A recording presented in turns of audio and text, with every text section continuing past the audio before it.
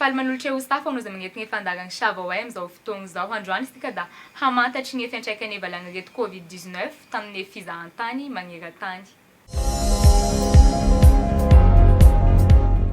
Agnisan'ny siam-piariagny tena voakasiky ary nisedra olana vokatry ny valagna rety Covid-19 ny fizahan-tany. Piasa tapitrisany maro ny veriasa vokatry ny fiparitany igny sim-karety coronavirus igny.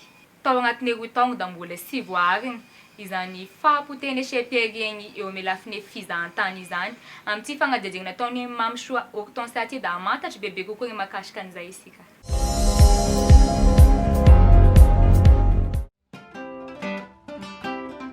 Sehatry iray nandalo fahasarotana sy nampitondra fahaizana olona maro vokatry ny Covid-19 ny fizahan-tany. Ny ena ho enina amin'ny 50 isanjato ny mpizahan-tany maneran-tany. Efa ho atsasa manila raha ny antotanisa mahazatra no jerena. Ny ena 10 isanjato kosa ny sehatry rehetra manodidina ny fizahan-tany na haverezana asa 4.4 tapitrisa teo eo. Ray tapitrisa ny tao Etazonia, ray faingo 2 tapitrisa kosa ny tao Eropa. Raha ataony tombatombany dia efa manodidina ny 7.9 isanjato ny mpiasa ny very asa vokatry ny fiparitany Covid-19 manerana an'izao tontolo izao. Ny momban'ny tourisme izay mbola tsy miverina amin'ny loha tokoa ary mbola be betsaka mihitsy ireo hotely tsy misokatra, mbola be ireo mpiasa tsy miasa ary ny ahina dia ny hoe mbola miandry volana maro na taona maro kory ary ataontsika hoe eritaona farafakely na 2 taona vao mety hiverina amin'ny teo aloha ny io sehatry ny tourisme io.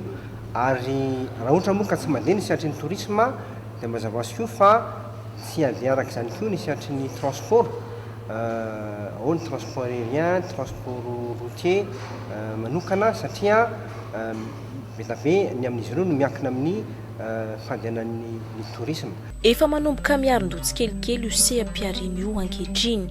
Efa maro koa ireo fomba manaraka ny fivoaran'ny teknôlôjia amin'ny alalan'ny tranokala mpifandraisana na ny Aterneto izay singa iray ahafahana mampafantatra ireo tolotra misy. Marketing digital, web 2 ary community manager nafahan'ny zareo mivarotra ny produit na amin'ny alalan'ny réseaux sociaux izy na amin'ny alalan'ny website. Isaorana etona ny mpandrindra nasionaly ny projet miatrika Covid. Ampisehatra amin'ny fizahan-tany izay very asa 70 mahery no efa nahavita fiofanana izay tafiditra amin'ny tetikasa miatrika Covid izay efa tsy ny banky iraisam-pirenena vola. Raha efa niroborobo ny sehatry ny fizahan-tany teto Madagasikara tamin'ny taona 2024 izay efa nahatratra 3 hetsy ny mpizahan-tany dia efa niandrandra ny andray mpizahan-tany 10 hetsy ny tamin'ny taona 2024. Ny arana hita moa ny krizy napetraky ny Covid-19 izay sakana tsy nahatratrarana io tandrony io. Noho izany nanary vola hateo amin'ny 700 tapitrisa euro ny sehatry asa fizahan-tany teto amintsika tamin'ny tsy fahazona nandray vahiny.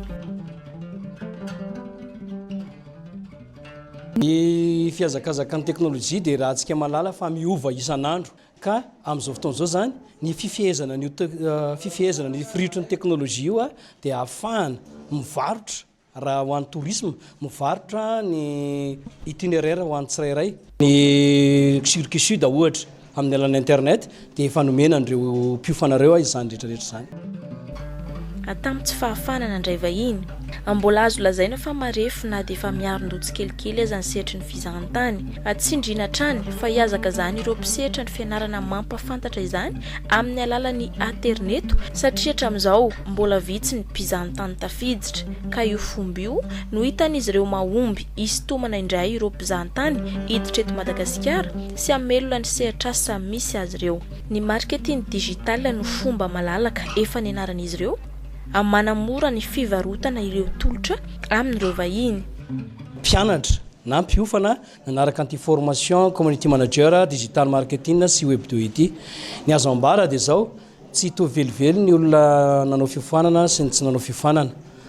Tanjona atao anatin'izany moa ny fampiroboroboana, ny varotra eto anivon'ny internet, ny filalaovana sy ny fampiasana ny tranokala na site web ary eto dia azoko antoka fa omby ny fampianarana nomenandreo olona mpiofana ireo satria tao ny fahavitriany izy ireo na niofana dia teo koa ny fifanampiana na fahana na fitan'izao fiofanana izao.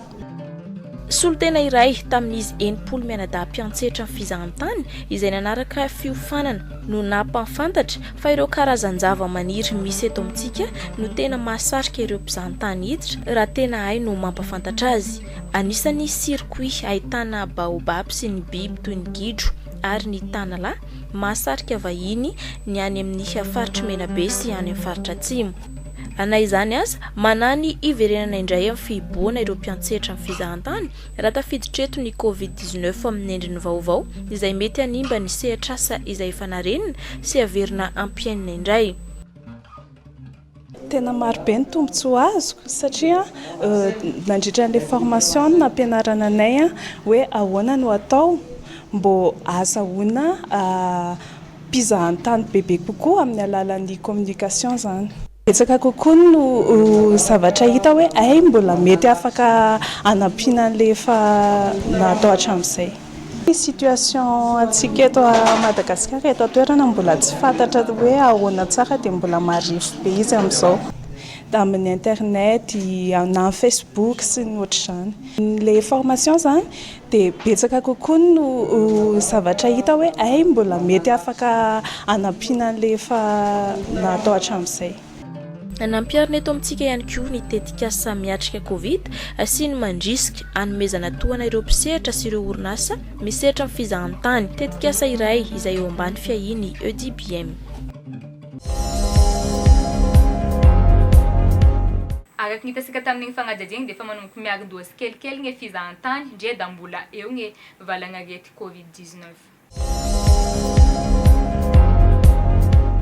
Da zay koa marigny Mifandray asika androany akasitraka anao nagnetsy hatramin'ny farany veloma be.